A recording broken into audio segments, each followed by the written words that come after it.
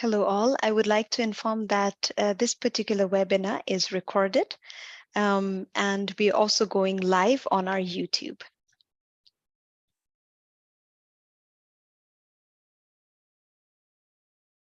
Okay, I think we could start, Niranjana.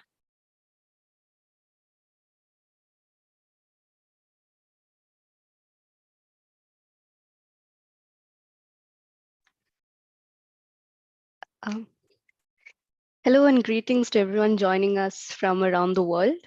Welcome to the 4th episode of the Let's Talk Land webinar series of the G20 Global Land Initiative Coordination Office, G20 GLI, hosted by United Nations Convention to Combat Desertification, UNCCD, here in Bonn. The G20 GLI was launched during the Saudi Arabian presidency of G20. The ambition of G20 GLI is to achieve 50% reduction and halting of land degradation by 2040. As a part of our outreach and capacity building, the G20 GLI has been hosting a bi-monthly webinar series, Let's Talk Land. In this 4th edition of Let's Talk Land, we have expert panelists who will be discussing about tech-enhanced land restoration and disaster risk reduction.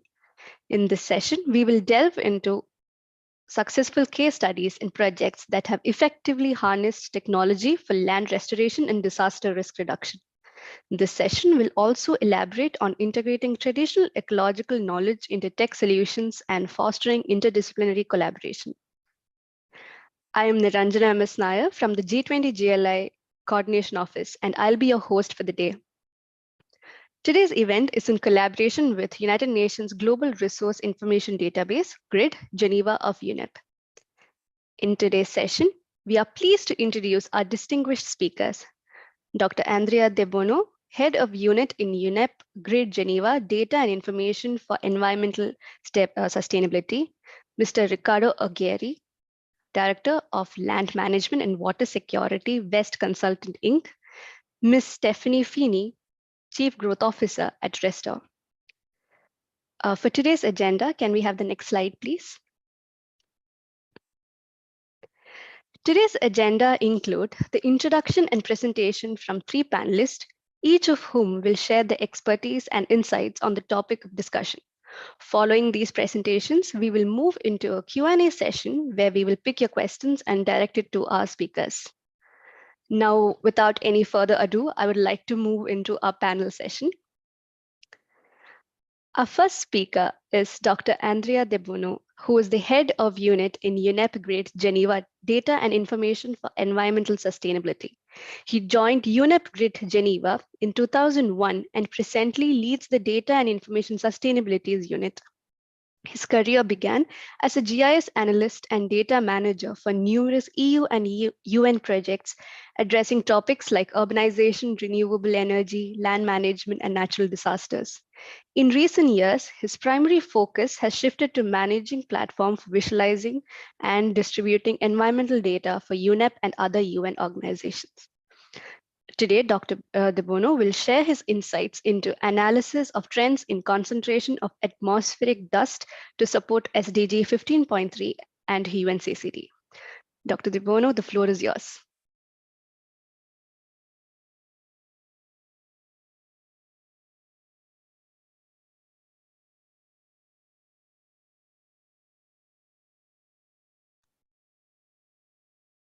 Starting again, thank you so much for your presentation, and welcome and good morning to everyone, or good afternoon. So I want to show you today a very short presentation concerning a concept, an idea that we had at our office. This is a work that is done by my colleagues Nicolet, Mons, and Peduzzi. So I'm only present the concept. So please, the next one. So we start to study what's happening of the variation of concentration of atmospheric dust over the time. We want to understand, to know if the frequency and the intensity have changed over the time, but in which manner, if there is any trends, and why, what are the factors that have contributed to this variation. And after this, we start to implement a study using the DeepSEER driving pressure state impact response framework in order to assign the different element of the context. Next one, please. So suspended matters have negative, of course, impact like air quality, water quality, agricultural sector, and in case of strong winds, also damage to the infrastructure, but also some positive impact like fertilize the land and the ocean in some cases, and some mitigate events like the change of the chemistry of the atmosphere. Next one, please. Here you can see a set of maps of the season distribution of the different events, and we will focus on a specific region. Can you show me the next one, please? That is include the north part of Africa and the East Asia. Next one. And after to check several set of data, we find the MERA2 dust data the best option for the study that we want to do, because a very long term with the global coverage data set. It covers 33 years of data, starting in 1980, with the good temporal resolution, daily, hourly, and monthly. We were monthly using daily and monthly data, with the coarse spatial resolution, because it's 0530, 6.25 is not a very good resolution, but anyway. And also it's include of course, remote sensing analysis using imaging, like MODIS, but also in situ measuration, like Aeronet. And we focus on the different variables that are included in this data set. We concentrate on the dust surface mass concentration at PM10. There are also another variable with PM2.5. And we use this variable as the main actor for our study. Next one, please. So this is only to show you an example of the data set. Is a gridded data set of the whole Earth. Of course, we only keep a snapshot on the region that I said you before. Here you see a distribution of the concentration in mid, average, and median over the whole period. Next one, please. So this is a big question that we want to try to answer. Is there an augmentation or diminution of the concentration of atmospheric dust over time for different magnitude of event? It's important to underpin that in this analysis we are not make a model about a dust storm event that is a typical shape, duration during the time, and also moving. No, we make an analysis using the cell approach. So we take in account what's happening on each of the different cell of the region that we are studying. So in order to do this, we have to define a threshold in order to define for each pixel if the condition that is of the dust concentration is normal, is an event extreme, very high, and so. So we have to define this kind of threshold. Next one, please. It is something that is not really simple, because we have to deal with the variability of the data, depending for the location, the season, the atmospheric weather. We have to decide if you want to use a threshold type that is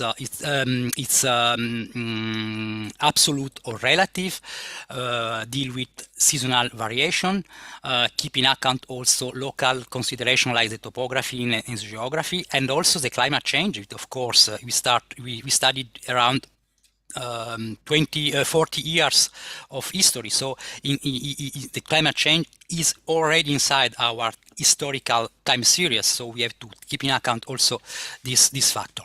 Next one, please. So finally, we decided to define, following the WMO expert suggestion and also the bibliography, two kind of threshold for the different episode. Is the strong episode and the extreme episode. This is evaluated using a specific statistical methodology. Next one, please. So this is the first, oh, okay, stop. The first two maps that output that we can show you.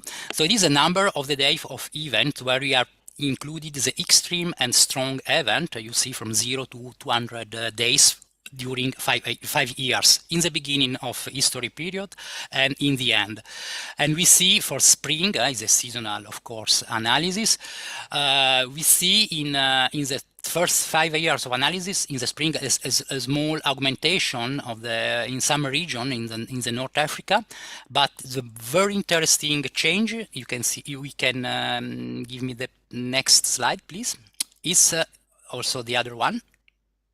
Okay, if analyzing the summer and winter season, where you can see here in Rift Valley or in north of Senegal, that we have very strong difference between the beginning of the period and the end of the period in terms of number of the days. The same things in during winter you have in Somalia and in the south part of West Africa, very strong variation. Next slide, please. And here also is a concentration of the dust mass only for extreme events, again in the beginning of the period and in the end of the period, and you see the concentration is strongly augmented in the approximately not exactly the same zone, but also here is clear evidence that there is a perturbation in the end of the period. Next slide, please. Now we are going to see what's happening concerning a trend. Only to understand, I take for a cell, for a single pixel, the time series in downstairs and the concentration upstairs, and you see they are very weak with not so strong correlation, statistical correlation trends with show for this pixel and in incrementation of the events. Can you go on the next one? So positive slope, like this, means that increasing concentration during time, and negative slope, not in this case, means diminution. Here we do for an example for a region, and here you have an evaluation of the statistically quality of the sample that is not so you have to recognize that's not so bad, because the p-value are very not so abundant. Next one, I show you the result. So this is it's a map that show the slope. So if it's positive or negative. Positive is in red color, means that we have an incrementation of the concentration during the time, during the 43 years in this region. Okay, and in the green region, you see that we have a declining of the concentration during time. This means that what is interesting here, something happening, because we have a decreasing of the concentration during the time. Next one, please. So what's happening there? We start, but this is what we are doing in the next steps. So analysis with driver, pressure, state, impact, response. So next one, and next one, please. We try in the right imagine to assign for the case of sandstorm the different variable to the drivers, the pressure, the impact, the state, and the response. Next one. So of course now we are in the beginning of this. So we have seen that there is something that is important to check, and now we are in the beginning of our analysis. Can you give me the last one? So okay, here we have several candidate variables that we have to analyze. Next one, please. And so we will implement a multiple regression analysis to detect which and if variables could play a role in this variation of the trends. And in the end, the idea is to make a model that for running different scenarios that can answer to the question, what happening if something change, what happening if I reforest this area or the temperature increase, in order really to answer to practical questions. Next one, please. Thank you for your thank you very much for your attention. Over to you. Thank you, Dr. Bono. It was a very informative presentation, and I'm sure our attendees found it useful. I would like to ask the audience to type your questions for Dr. Andrea De Bono on the chat box. Now, I would like to introduce our next speaker, Mr. Ricardo Aguirre, who is the Director of Land Management and Water Security, West Consulting Inc. Mr. Aguirre has 25 years of experience in engineering with primary skills in hydraulics, hydrology, stormwater infrastructure design, land management, groundwater recharge, and project management. He has written and presented widely on low impact development, green infrastructure, and decentralizing stormwater through both mechanical and biological best land management practices. Mr. Aguirre is focused on integrating natural processes into large-scale engineering projects to achieve multiple objectives. Today, Mr. Aguirre will be talking about regenerative land management for reversing desertification. Over to you, Mr. Aguirre. Thank you, Naranja. So, as she indicated, my name is Ricardo Aguirre, the Director of Land Management and Water Security. We're going to be exploring how regenerative land management can reverse desertification or the symptoms of desertification, things such as what our previous speaker just spoke about: dust, long-term water security, soil erosion, wildfires, and excess flooding. Next slide. These are the things we're going to discuss today, problems that we face, at least here. I'm in Arizona, so in the southwestern part of the United States. I'm going to talk about my own personal watershed moments as I've worked to reinvent myself as a traditional civil engineer to look towards regenerative practices and offer them up to my clients. Active projects that we're currently going over today, I'll be discussing two, and then accelerator technologies that complement our projects. Next slide. So here's a few articles here. The first one there is out of the University of Arizona, indicating that monsoon storms are fewer but more extreme. There's a famous, at least in this part of the world, of bathtub ring of Lake Mead, where our Bureau of Reclamation uses that reservoir to indicate what kind of, or the amount of water from the Colorado River can be used within the lower Colorado River states, such as Arizona and California. And as you can see, that ring, it represents the declining water surface elevation. Next slide. NASA is beginning to show that the concern for this century is water shortages around the world. You can see in the open blue circles that these are the areas or the hot spots of concern. There in California, where Arizona is east of, is a major concern for water shortages, and we are certainly facing that today. Next slide. Here's some examples of some infrastructure that I designed in my earlier career, and basically what I was taught as a student and practiced for about 10 to 15 years is how to centralize water and treat it like a nuisance and not like a resource. So you see these flood control facilities, and what I've discovered is that these facilities create more adverse effects on the environment, and they don't really work with nature because they centralize the resource of water as opposed to identify and work with nature's patterns, which fundamentally decentralizes her resources, especially water. Next slide. Here's a picture of me almost 10 years ago in Zimbabwe, and what you see here is I'm standing next to a stream that has been running perennially for 2 years, at least at that time. The villagers have been incorporating a management technology called planned grazing. And what I found out was that prior to that 2 years that this stream was running perennially, it had been ephemeral for 40 years. So the engineer, that water resources engineer, and me wondered, what is it that they were able to accomplish within this watershed to get that stream running again. Next slide. So I wanted to know if this is possible for other areas of the world and if its application works. And so as you can see here, there's a before and after in Australia. Next slide. A before and after in Mexico. Next slide.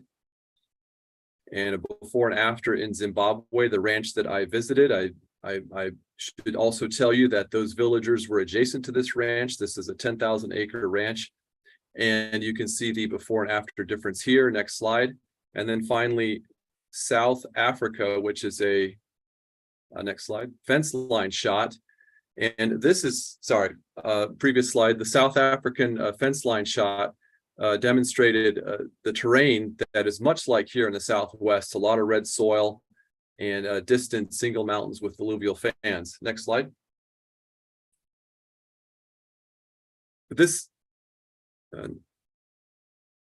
there we go. This is the management program. This is the decision-making framework that I use and that I implement within my clients. It's called holistic management.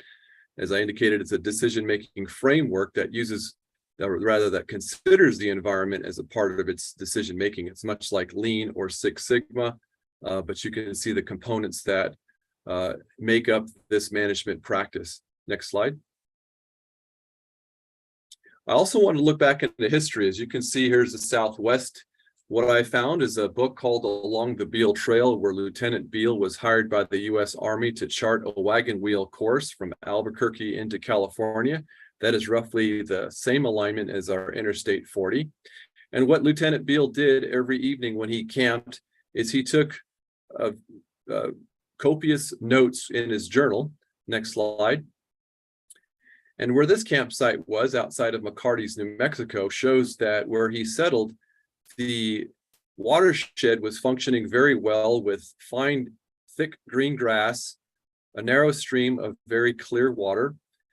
This book also represents what a photographer did. He took Beale's journal and he went and photographed that same location 81 years later. And so you'll see in the next slide that the massive degradation of the watershed in this area. The soil loss is extreme. I circled a full-grown man. You can see the incisions in that water course of the embankment there, roughly vertical embankment, roughly about 20 to 30 feet high, and no access to the floodplain anymore, and certainly no more grass. Next slide. I was fortunate enough to visit one of the luminaries in regenerative agriculture named Gabe Brown. He took me on a tour around his farm in addition to his neighbor's farm. And what you see on the left is his neighbor's farm. We attempted to take a shovel and dig in, and it was nearly impossible. It felt like concrete. As you can see what's represented in the picture on the left. That neighbor's farm experienced a ½ inch of rain the day before, and the next day you can see how dead the soil was because that water just ponded in the depressions. That soil organic matter in that neighboring farm was only 1.7%, much like the soils that I have tested around the country here, particularly here in the Southwest. Gabe practiced regenerative agriculture on his croplands, increased soil organic matter up to 5%. He had experienced a rain event of 13.2 inches in 6 hours a day before, and you can see that his soil soaked up that massive amount of water. So as an engineer, another watershed moment for me is to realize that there's a relationship between soil organic matter and soil water holding capacity. And roughly that for every 1% increase in soil organic matter, the land can retain an additional 20 to 60,000 gallons of water per acre, something that flood control engineers like myself are not really talking about, which is compaction. Next slide. Here's just a chart that indicates that relationship between soil organic matter and soil carbon. Next slide. So let's move on to some active projects here. Before I do, let me give you an idea of what the difference between grazing practices is. I actually grew up on a cotton farm and a cattle ranch. My family practiced conventional grazing, very destructive to the land, creates overgrazing and partial rest. And the way that practice is basically few animals in large area for very long periods of time, months to years. What we want to do is the opposite, planned grazing, which is many animals in small areas for very little periods of time, and they will not come back to that location until it's ready to be grazed again. Next slide. This is one of our project sites down in southern Arizona. It's in Cochise County. The name of the project is Three Canyons. The picture on the left is an actual picture from the project site, and you can see what I just explained in terms of conventional grazing. The dung in the foreground is not being worked back into the mineral cycle, and in fact, it is a source for E. coli in the water course that is near this site. So what we want to do is we want to go to what you're seeing in the slide, or the picture on the right. Next slide.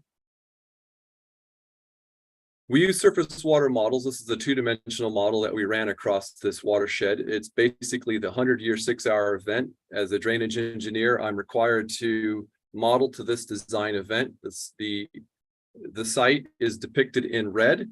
It's a 480-acre site. On the terminus of the watershed on the far right of the screen is the San Pedro River. And there are 3 main water courses that go across the site, which we'll get into in a little bit. Next slide. So the surface water technology is really very revealing for us. And you can see in that northernmost water course, we're able to cut a cross section to figure out what that peak flow was before that water left the study area. And it was about 1,500 cubic feet per second. What we did, though, in the target model, to get an idea of where we want to go, is we increased the limiting infiltration depth to 10 feet from 8 inches. And we also increased this organic matter to 5%. You can see how that land just sucked up that water. And at that same cross section in the northernmost corridor, we only had 110 approximately cubic feet per second, a difference of about 1,400 cubic feet per second. So where did that water go? Next slide. Again, using the surface water technology, we're able to cut these hydrographs. The difference between these two hydrographs is the volume of water that's no longer flooding. It is going into the ground, and at that cross section, we were able to determine that volume of water going into the ground was 227 acre feet. Next slide. So basically, we want to go from what's on top to what's on the bottom. Next slide. This is how we do it. We cut this. Our land planning is what allowed us to do this. This is current images from our project site. We cut these up in the paddocks and strips. What you see in the is an aerial view of cattle being moved from one paddock to the next. So next slide. This is what we want from those animals. We want those animals trampling that plant litter into the soil, dunging and urinating, evenly distributing the biomass for feedstock for the soil organisms. Next slide. This is our own demonstration site in Red Rock, Arizona, a little bit north of the project that you just saw. We're using sheep in this case, and you can see the paddocks that we're using to move the sheep. Next slide. We also use soil organic matter in terms of we make our own biological soil amendments. And this is an example of what we're doing with our Windrow Eco Mixer. We also use a subsoil plow to get those organisms into the ground, break up that compaction by flocculating with those organic soil organisms. Next slide. So you can see the before and after over 3 years. This is winter of 2020 and winter to 2023. Next slide. And same here. Next slide. We also measure soil health. So we're using ecological monitoring, microscopy, and penetrometer testing. Next slide. So here's some of the accelerator technologies that we also use. As an engineer, I believe that I need to deliver a project at the same speed that I delivered the traditional concrete and steel projects, those flood control facilities that I showed earlier. What you see here is a nuisance ponding in a transportation corridor, making it dangerous for drivers. So we've partnered with a company called Prajana to use their devices to get water to the ground faster, particularly in more impervious soil formations. Next slide. What was interesting here is that that road was adjacent to a California almond orchard. And you can see from the NVID remote sensing that technology not only improved the road conditions, but it improved the performance of those almonds in that orchard. Next slide. This is what that device looks like, and this is how it works. Next slide. A final technology that we are using on our demonstration site here in Red Rock to accelerate that process is a technology that structures well water or city water to mimic rain. It's called Rainmaker. The device is, as it's installed, as you can see on the left, and you can see the performance of that structured rainwater. And the realization of the inventor was that there's a relationship between the chemistry of rainwater to soil life. And you can see how that soil life has prompted the production within this orchard and tomato farm. Next slide. So in conclusion, partnering with nature improves management. Also, we are able to hire free organisms out of nature in order to complete and execute what it is that we want to improve soil, or rather watershed function. Next slide. And that's it. Thank you for your time. Thank you, Mr. Aguirre, for your insightful presentation, and thank you for giving us an insight into your work in active projects. We surely learned a lot. Attendees, please feel free to type in your questions in the Q&A box. We will be picking up the questions in the later round. Last but not the least, I would like to introduce Ms. Stephanie Feeney. Ms. Feeney is the Chief Growth Officer and a member of the Executive Committee at Restore in Zurich, Switzerland. Driven by a passion for nature and a strong belief in the power of technology to accelerate impact, she strives to create partnership opportunities and technology products that have the potential to change the world. She has moved seamlessly between private, public, and non-profit sector and sees the role that each of these sectors play in enabling change. She has a bachelor's degree in business, a master's degree in information management, and master's degree in contemporary art theory. Today, Ms. Feeney will be talking about how geospatial technology and remote sensing applications have been used for ecological monitoring. Ms. Feeney, the floor is yours. Super. Thank you very much for the kind introduction, and thank you for the invitation to talk today to present Restore. Restore is really a technology that can be used by anyone, anywhere to support sustainable land management practices and regenerative nature. So I'm very glad of the opportunity to be here today. Next slide, please. So before I go on to talk about the technology, I actually want to talk about purpose first, because I think this is really the most important thing. The technology is a means to the ends, but let's have a look at where the end is. And at Restore, we're driven by a very deep purpose to shift to or create a world where our actions actually positively impact nature. So imagine if the coffee that we drank this morning actually had a net positive impact on nature and biodiversity. So we exist to really empower and support economic solutions that treat nature as a regenerative asset. So initiatives that work with healthy nature whilst also at the same time benefiting financially from it. We really believe this is the key. This is what we want to aim for. And if we get this right, then that will enable us to scale up such approaches across millions of businesses and to scale up the restoration of nature and biodiversity protection. Next slide, please. So at Restore, we leverage technology to accelerate two key things, which we believe is what's needed to help us make this shift towards regenerative nature and thinking about nature as a regenerative asset.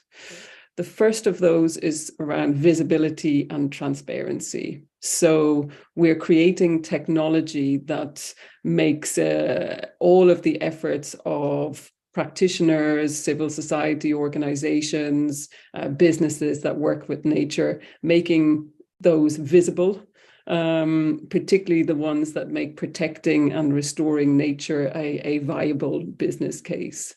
And the transparency part of that is really important, because we want to be able to hold ourselves accountable to our stakeholders. So organizations that work with nature at scale, whether through their supply chain or through their business models, or maybe the techniques that they use, if they're involved in agriculture, for example, to make those transparent, so that we can really see what's happening on the ground, and make improvements and change the way that we're working.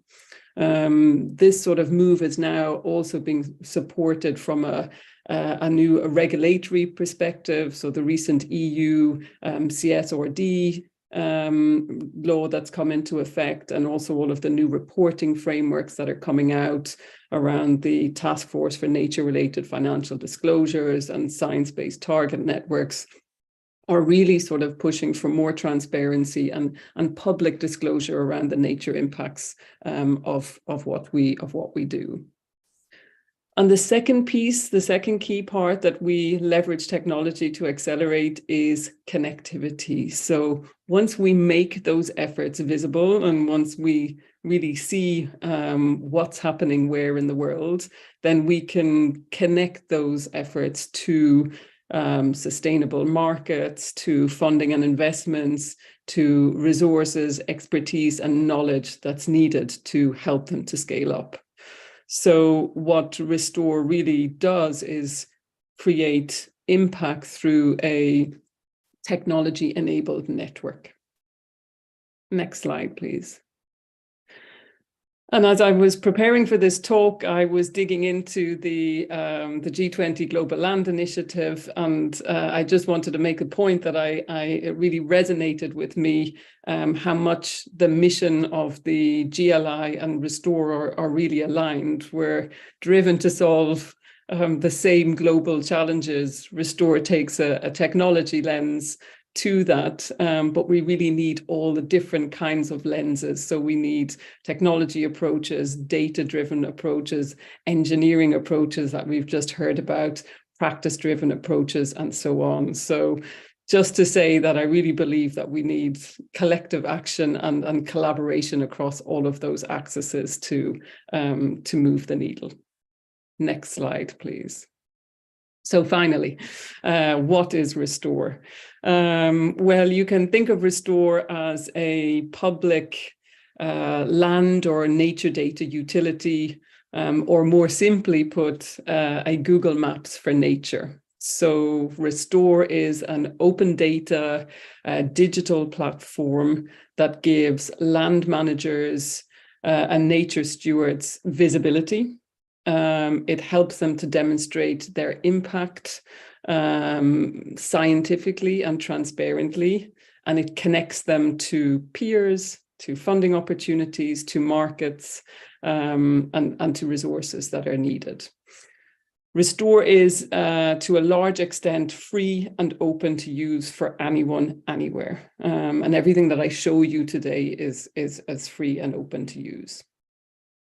I just mentioned science, and that's a very important part of Restore. We originated from the Crowther Lab at the ETH Zurich University. That's an ecology and biodiversity lab run by Professor Tom Crowther, who is co-chair of the advisory board of the UN Decade on Ecosystem Restoration.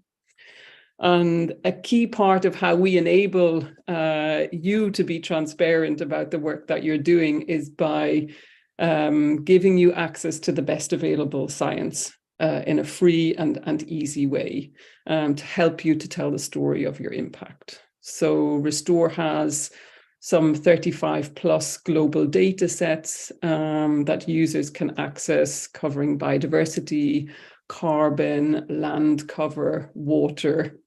We also make satellite imagery from Esri and Planet Labs available. So we're really a geospatial platform, and I really believe that geospatial technology is a new frontier when it comes to nature and land management. It allows us to actually see with our own eyes the evidence of what's happening on the ground and the impact of the actions that we're taking, and we really need that. Next slide, please. And you can click forward. Thank you. Restore is a technology for state and non-state actors. I've included just a few examples of the kinds of organizations that are using Restore today. The government of Costa Rica showcases its Payment for Ecosystem Services program on Restore. We're just forming a new collaboration with the UN FAO to help countries to set their targets for COP16 next year. So we'll be collecting data from Restore. So in short, if you want your initiatives to be included within that, then you can do that via Restore. And then we also have private sector organizations and civil society organizations using the platform too. You can skip forward to the next slide. Very shortly, some testimonials from users to highlight the value that we bring. Next slide, please. This is the impact that we've had to date. We launched 2.5 years ago. We now have 130,000 nature projects, initiatives that have been uploaded to the platform from 140 different countries, and that's coming from 1,600 different organizations. You can click forward, please, and keep going.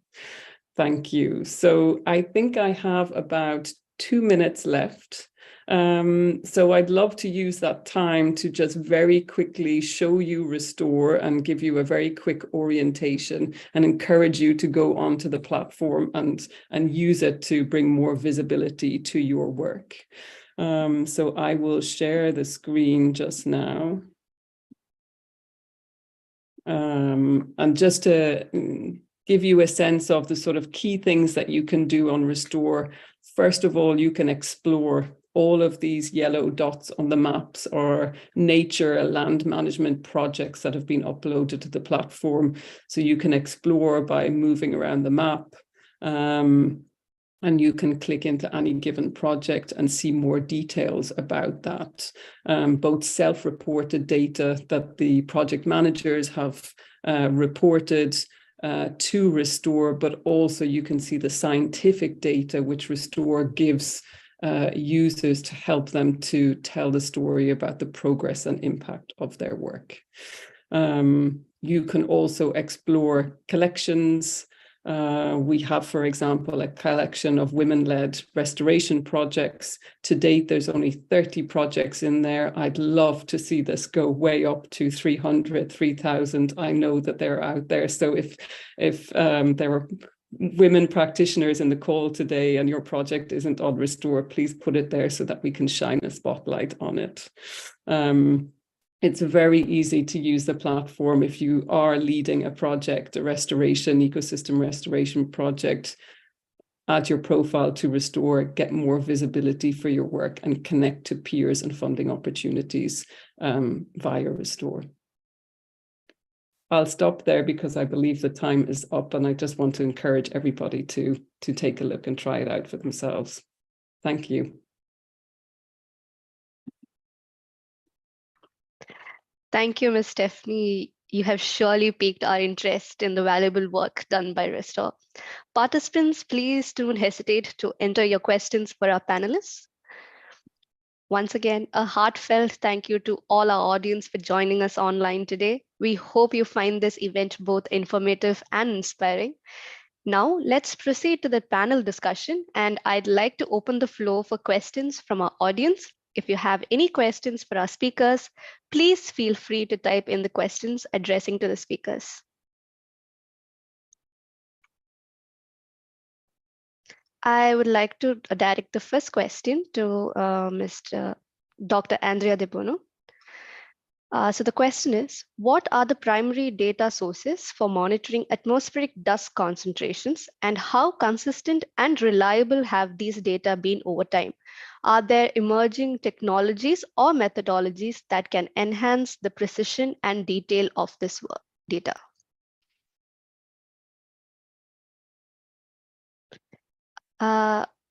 You're not audible right now. Can you hear me now?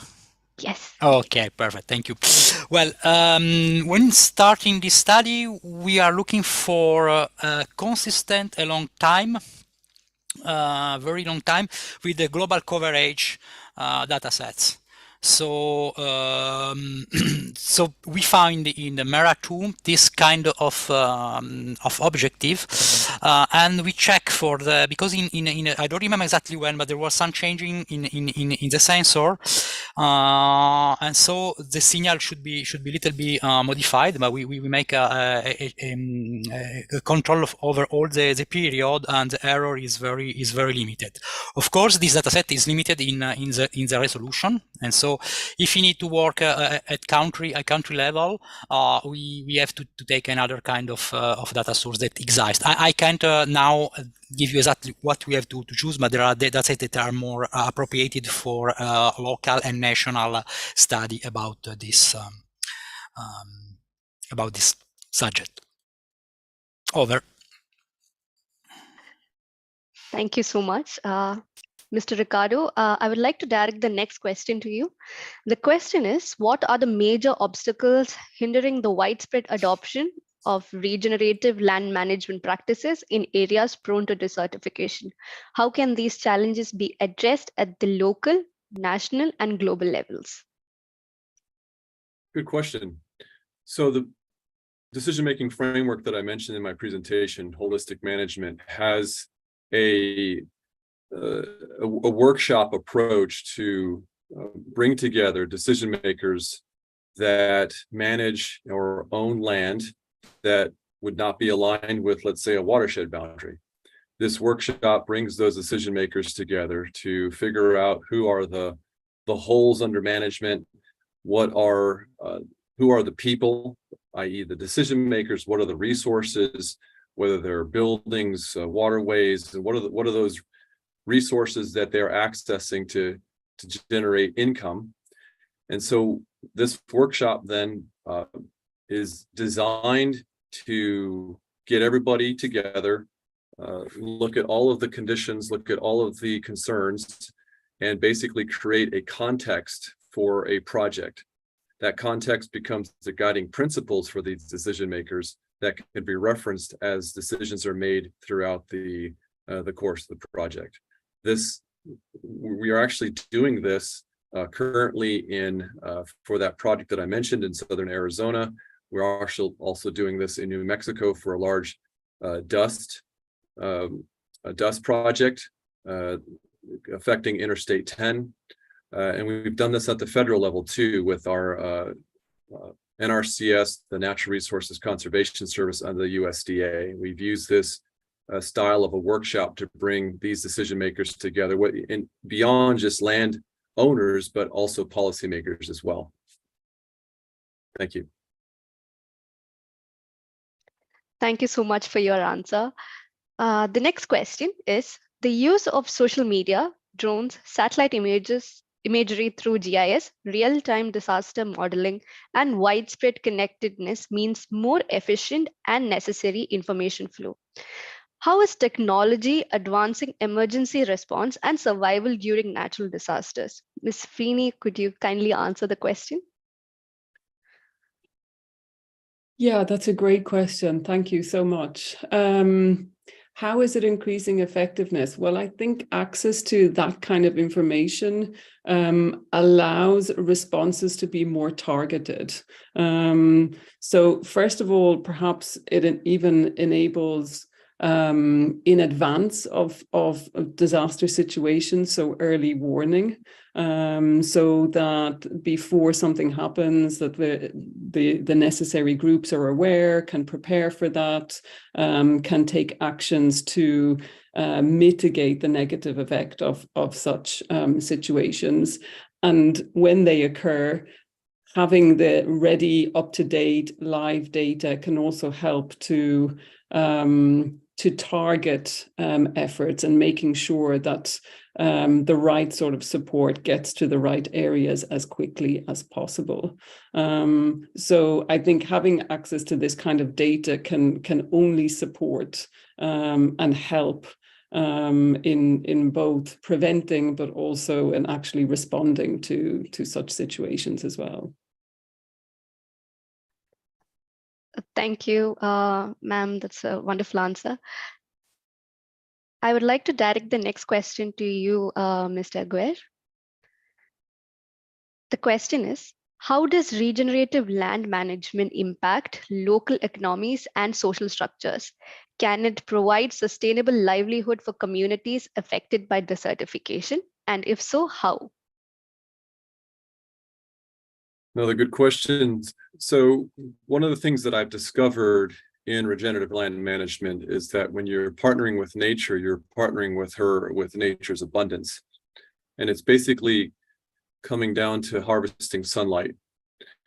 And in doing so, you're using a circular economy that nature has developed over basically 4 billion years since life has been on planet Earth, where we as humans have been traditionally trained to use a linear economy that was born out of the industrial age.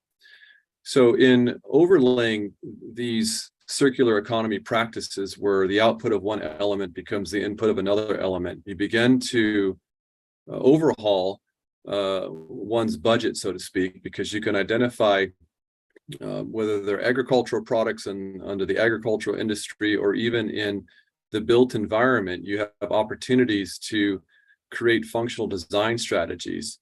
So for example, we are also implementing green stormwater infrastructure technologies within the cities here in the Southwest. We look at things like curb cuts that we can bring stormwater in and passively irrigate native plants that eventually will use that harvested rainwater that does not go into a storm drain. Those plants grow, they become a shade for pedestrians, and eventually adjust the heat island effect. So that's an example of where partnering with nature can save money for not just the city, but also for those property owners, whether they're residential or commercial, let's say on their air conditioning bill. So there is a litany of opportunities if one is motivated to look at nature's patterns and make those adjustments and start to convert that over into the bottom line of any project's budget. That was a very insightful answer. Thank you so much. I would like to direct the next question to you, Dr. Andrea De Bono. The question is, how are fluctuations in atmospheric dust concentrations related to occurrences of desertification, land degradation, and drought in different regions? What are the primary factors driving these connections, and how do they contribute to our comprehension of global desertification trends?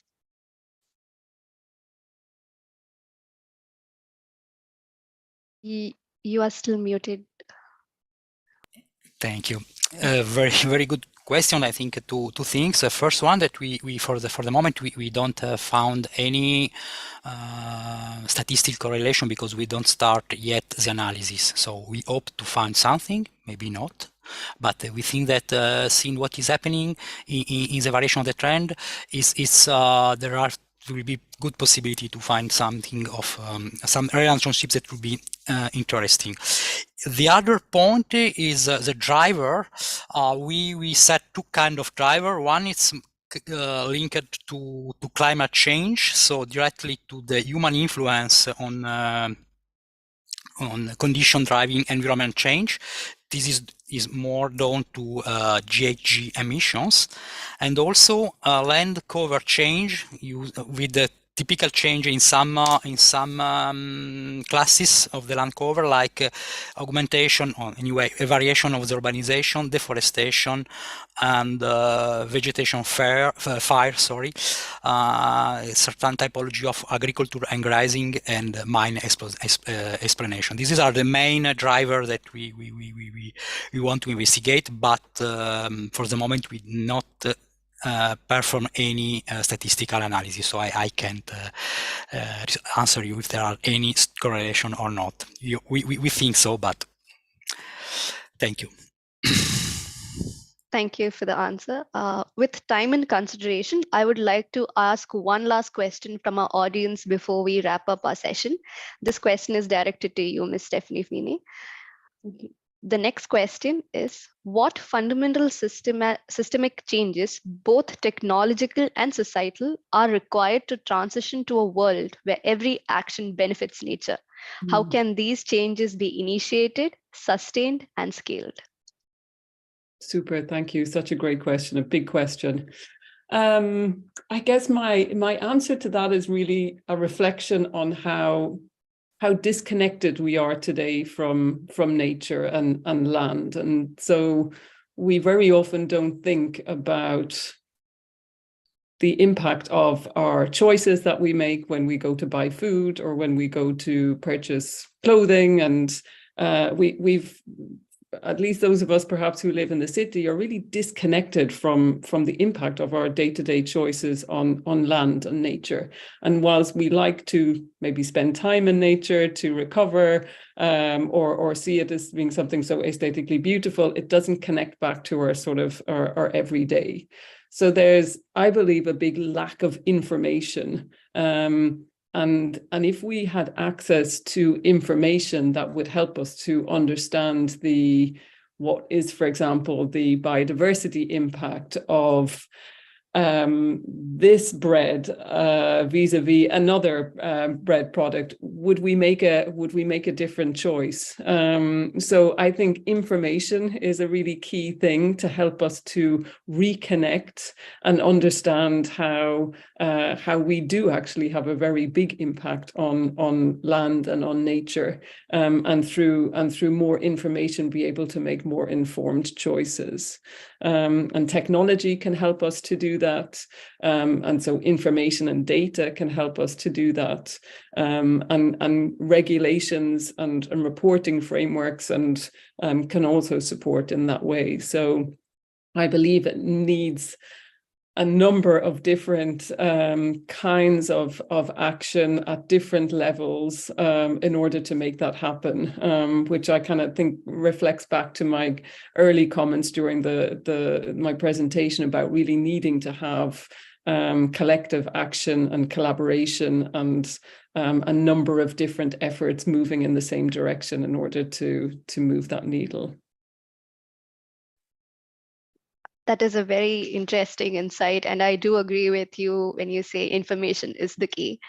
There's a very widely asked question, again, which is directed to you, Ms. Feeney. Is artificial intelligence a major emerging technological consideration in Restore?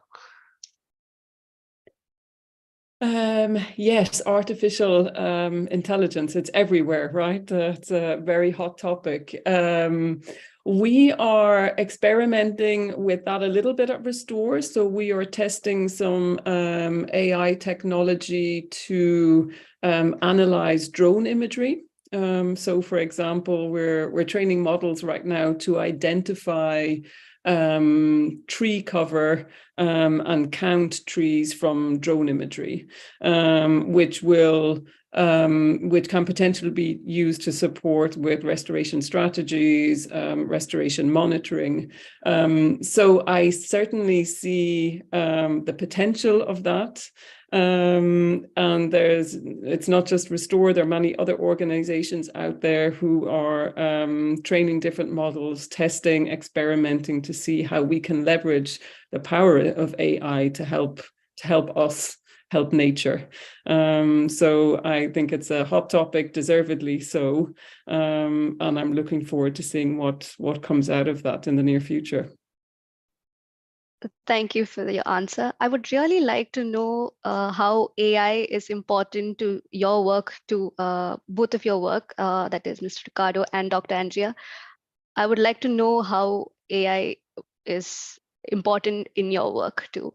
We can start with you, Mr. Ricardo Aguirre.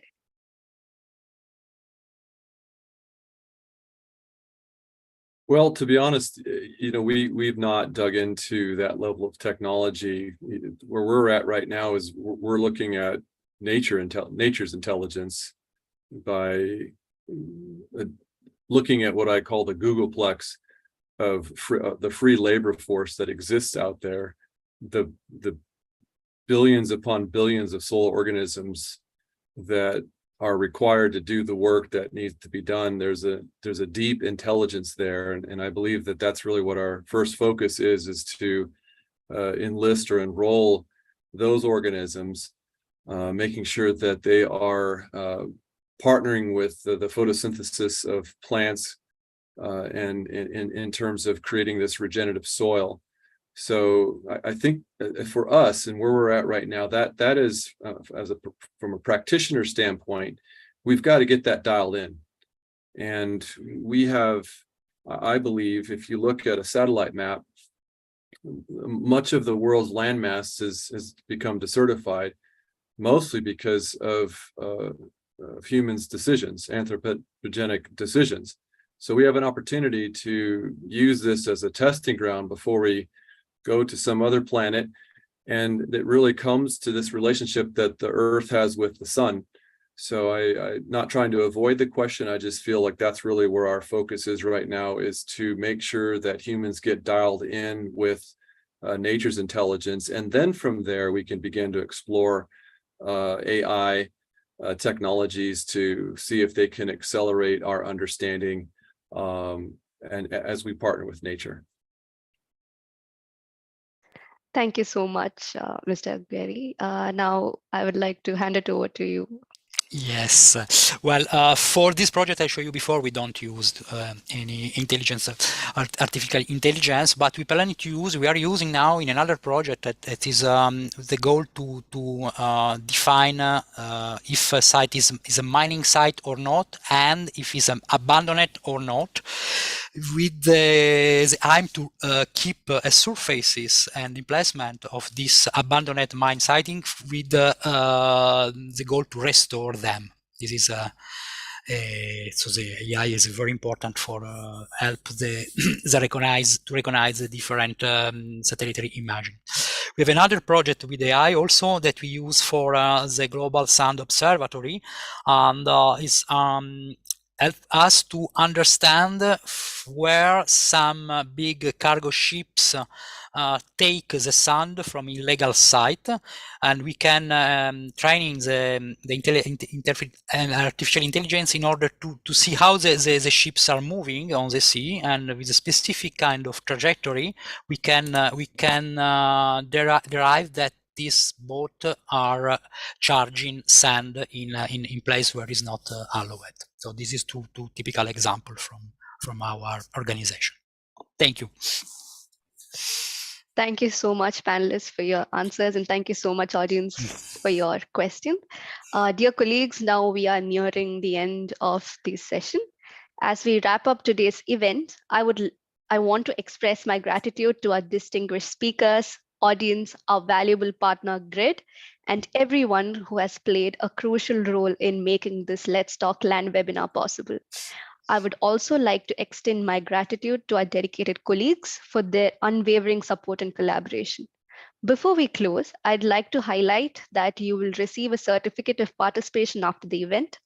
Additionally, I encourage you to subscribe to our social media channels to stay informed about our upcoming events. On behalf of G20 Global Land Initiative Coordination Office, I wish you all a fantastic day. See you in our next event. Thank you and goodbye. Thank you. Goodbye, everyone. Bye-bye. Thank you so much. Thank you. Thank you.